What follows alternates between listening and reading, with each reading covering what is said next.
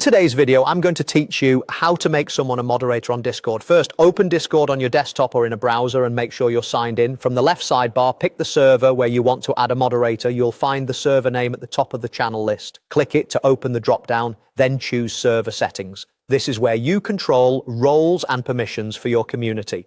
Inside Server Settings, go to the Roles section.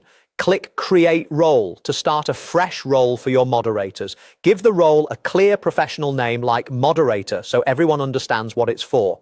You can also choose a role color to make moderators stand out across the server. If you want moderators to appear in their own group in the member list, toggle on display role members separately from online members. That keeps things organized and highlights your mod team. Next, switch to the Permissions tab. Here's where you give your moderator role the tools it needs. Turn on Manage Channels so moderators can edit channel names, topics, and settings. Enable Manage Webhooks if they'll be maintaining any integrations. Turn on Manage Server only if you want them to handle broader server options. Keep in mind, this is a powerful permission, so grant it only when necessary.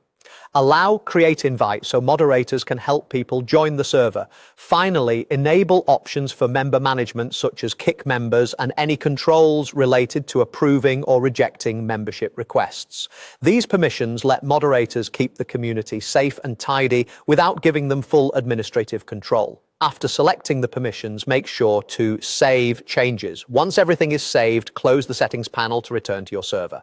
Now assign the role to a person. Go back to your server and open the member list. Select the user you want to promote, open their profile or user menu, and choose Add Role. Click the moderator role you just created. The role will apply immediately, and if you turned on the separate display option, you'll see them listed under the new moderator group. A few quick tips to finish. You'll need the Manage Roles permission or be the server owner to create and assign roles. Grant only what your moderators truly need. You can always add more later.